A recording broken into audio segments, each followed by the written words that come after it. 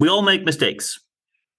Probably some people who are now listening to this podcast made mistakes in the past. I made mistakes in the past. Probably anyone made mistakes. The question is, how do you deal with them? How do you apologize? Or actually, do you apologize?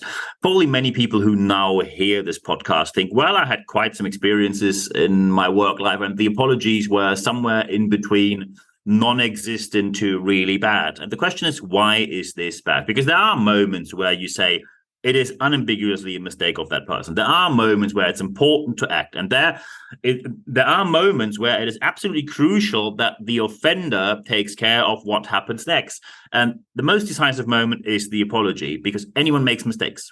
We have to deal with them.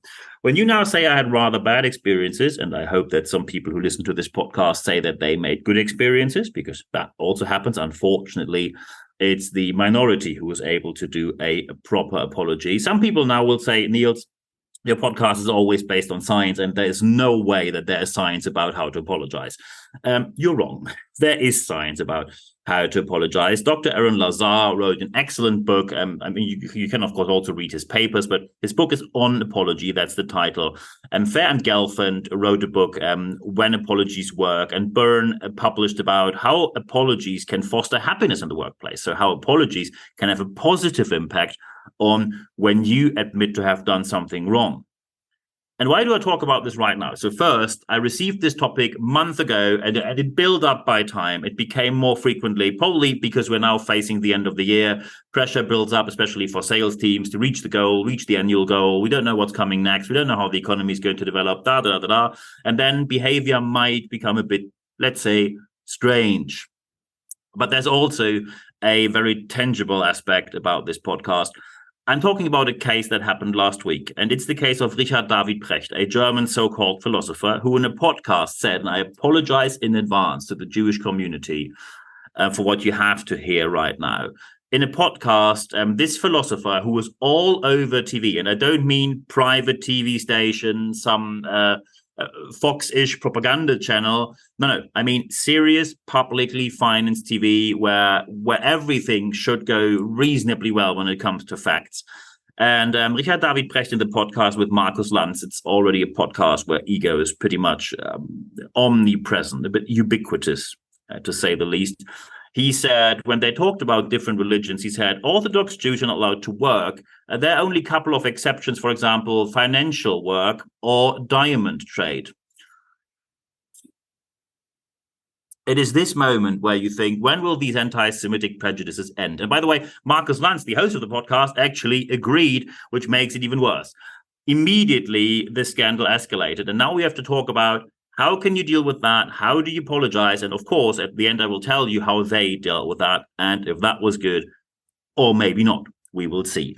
So first, generally speaking, the apology must cause more positive and less negative emotions. People often feel authentic pride when you apologize to them. And it's very important for leadership that you allow them to have this moment of pride. By the way, for the people who are in the offended party, and I don't mean offended in any negative way, when you receive the disadvantage of someone else's behavior and they apologize, don't look for revenge. Apologies do not have the goal of either taking revenge. That, by the way, that's the same, no matter if it's an apology, if it's your HR department, it is some sort of conflict resolution or mediation situation, or in court. The goal is not revenge, because the spiral of violence, either physical or psychological, always escalates when someone seeks for revenge, and no one has an interest in that, at least no reasonable person has. So when we looked into Dr. Aaron Lazar's publications, what are the aspects we have to take care of when we want to have an effective apology? So first, the acknowledgement of the offense. Don't beat around the bush. Say what you've done. Second is the explanation. The third is the expression of remorse, probably even shame that you felt, and humility. And the fourth is the reparation. So when you now say, hey, that's a 4-step process, we should be able to follow that. Yeah, we should. As you said, we should, correct. There are quite a number of aspects that makes an apology fail. And I give you a whole list of that, so you never make these mistakes again. So number one, is your apology vague or incomplete? So when you say something like, for whatever I did, for whatever happened in the past, So when Ron DeSantis, for example, in Florida was justifying slavery with saying, however, we justified that back in the days, that is not an apology. And by the way, in Ron DeSantis' speech, he used it in a way worse situation. He said, actually, slaves got taught valuable skills, and we, for example, made them blacksmith. Wow, justifying slavery by creating jobs. What an amazing approach, Mr. DeSantis. Shameful. So when you say vague or incompetent, vague or incomplete, it will not work. When you use the passive voice, mistakes were made. Or when you, for example, say, I'm sorry when you took offense. So you pretty much blame the other side.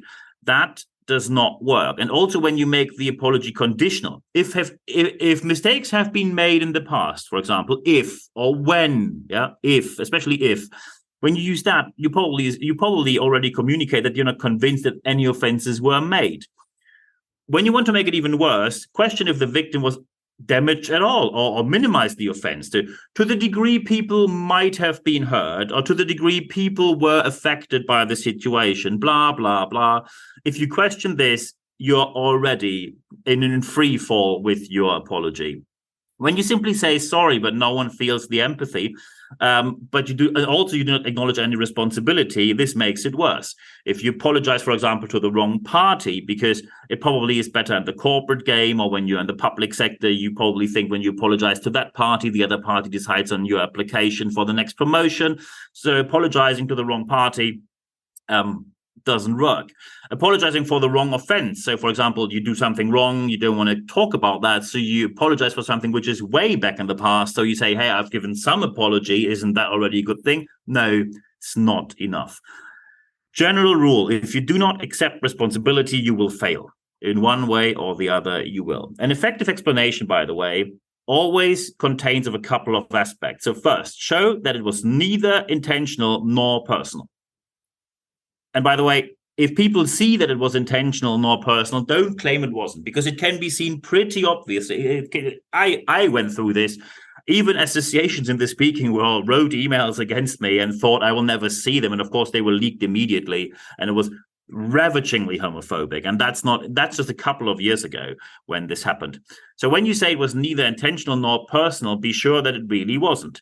Also, you have to assure that it's unlikely to recur.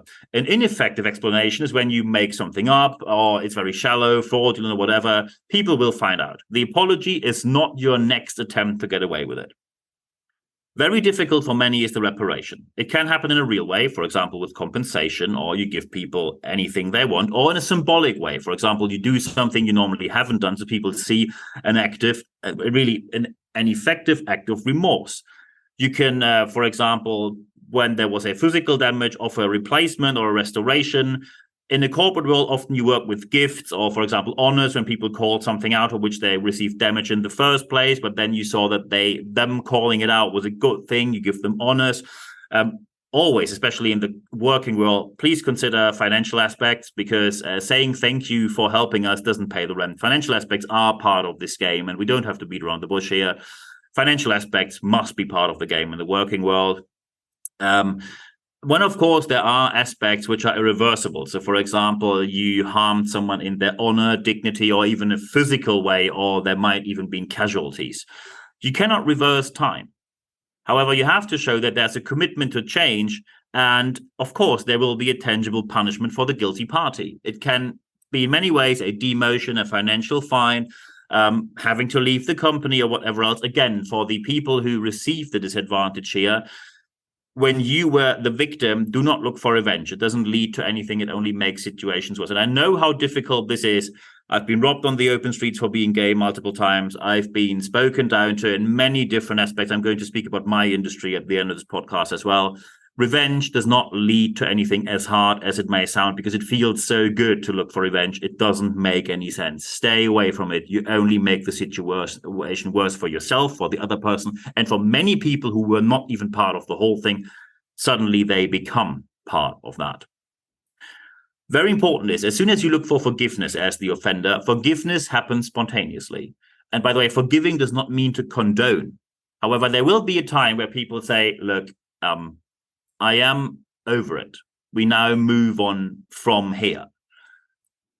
Very important is that you cannot force that. the other person will decide when they forgive you. And it is very important that you do so. You do wait until this happens. You cannot push anyone. And by the way, never declare with your apology that you now say, hey, I apologize, so now we have to move on. No, this is not how it works. There are 7 psychological needs of the offended party proven by science, and I'm going to give you all 7. First, restoration of dignity. And the second, an affirmation of shared values that also leaders have to live by, just telling you that, not only telling them, but living by them, and also agree that the harm committed was wrong. And admitting means saying that the harm happened and that it was wrong, not only acknowledging it with an illusion or similar. Third, the validation that the victim was not responsible for the offense. One of the worst jobs always is motivational speakers who tell you there's a law of attraction and anything bad that happened to you was attracted by you. That is deeply rooted in the blame culture of motivational speaking to sell you books, courses, or nonsensical online classes. And they are misusing a psychological aspect against you, making you as the victim part of the offense, which is absolutely unacceptable. Number 4, safety from any repeat offense. Number 5, the offended sees that the offending party either suffers, I don't like the word suffering, however often they suffer, or at least goes through some sort of punishment. I don't like the word punishment either. Let's say consequences. Consequences have to be seen. A reparation is, of course, part of these psychological needs. And the last one, dialogue that allows the offended party to express feelings toward the offenders. And I know how hard this might sound when you have to talk to someone where you did something wrong and they tell you how you made them feel.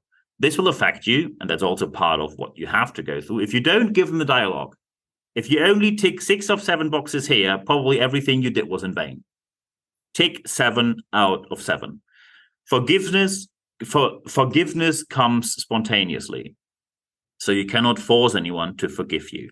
And now I will tell you how the case I told you from Richard David Precht in Germany, by the way, especially in Germany, putting out anti-Semitic prejudices on a public podcast of a public TV station or people who work for a public TV station is, I don't know, unacceptable on how many levels.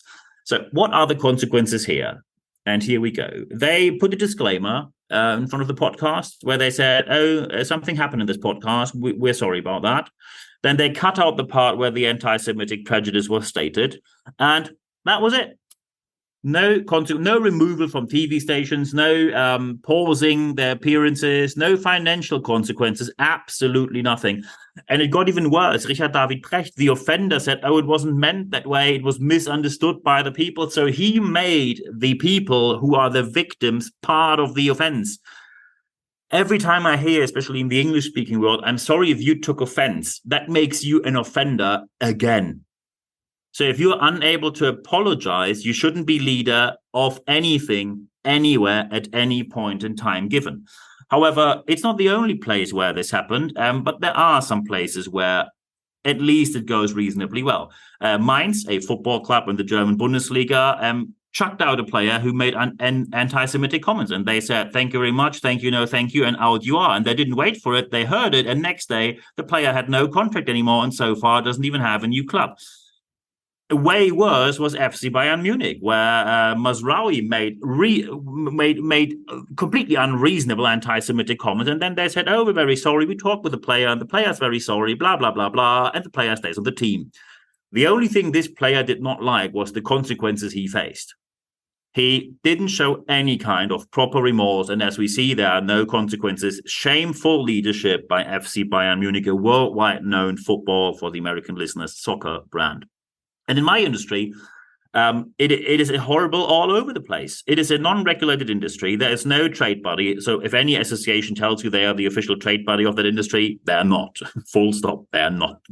Because some people like to sell memberships by that. There are countless associations for trainers, speakers, coaches, a job description anyone can take. And when you hear motivational speakers telling you about the law of attraction and how you attracted what happened to you and how deeply rooted pseudoscience and unscientific aspects are part of the industry, with believe in yourself. If you can dream it, you can live it. You blame people for probably birthright disadvantages they have, while many of the speakers have nothing else in their business than their birthright privileges, being born in a rich family and coasting off of their parents' network to get their gigs.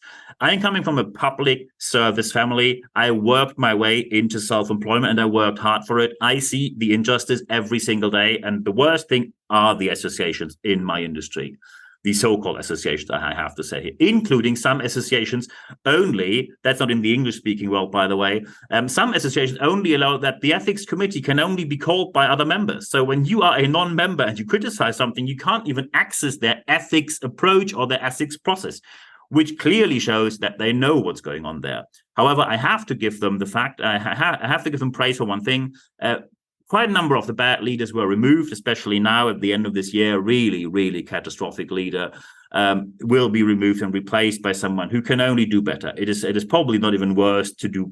It is probably not even possible to do worse deliberately. And I hope that I am right with that. We will see in the future. A part of the good news here, Richard David Precht, the person who I told you with the anti-Semitic statement, is a professor. I was as shocked as you when I heard that, for philosophy with the Leuphana University in Lüneburg. Not really one of the top high-ranked universities. You find them in the QS ranking. They're quite reasonably ranked in the young universities ranking. With the established universities, they are somewhere down in the hundreds, which is not bad. It's just a fact that needs to be mentioned.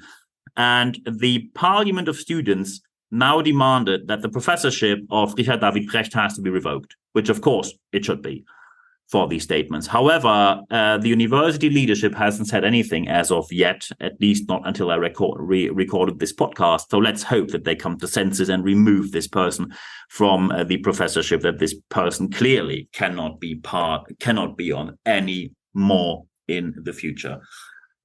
So now we saw how to make an apology effectively and efficiently. So you now have a proper list based on science how to make an apology. It is very, very important now that you stick to that. I know sometimes you do something wrong and it's not easy to go through that list. Sometimes people are very generous. So for example, of course, in my industry, especially with consultancy, training, coaching, speaking, project interim management, mentoring, whatever, call it as you like.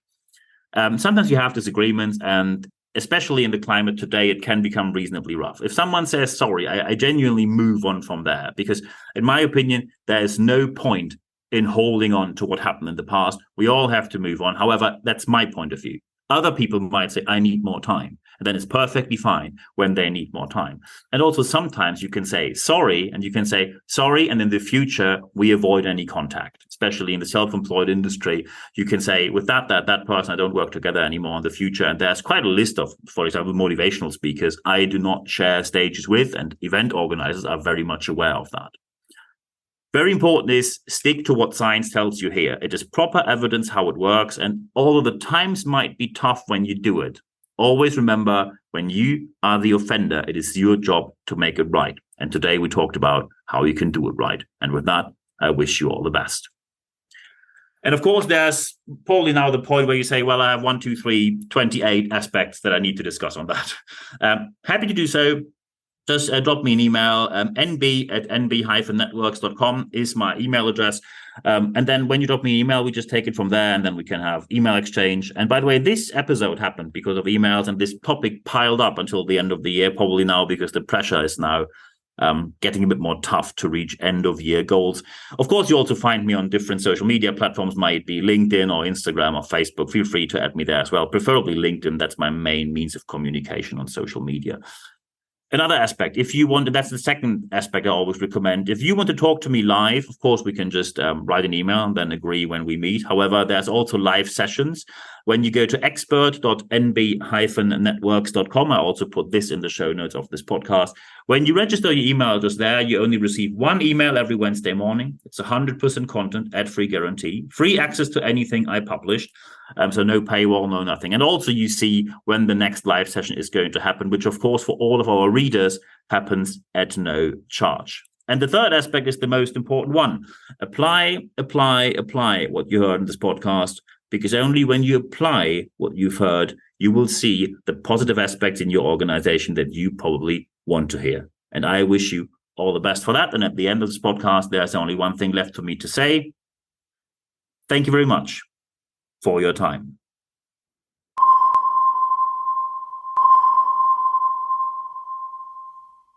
And just as we now release the podcast, we received an update on the professorship. I told you that Richard David Brecht, the person who made anti-Semitic comments on air, removed himself from the honorary professorship that he had in Germany. And that's quite a big deal. He probably removed himself to not be one of the people who has their professorship revoked. So he took the steps that now were needed, however, still hasn't made a proper apology yet and still failed on that side miserably. However, we didn't want to leave you without that piece of information. That's the update. Richard David Brecht not having a professorship anymore after his comments.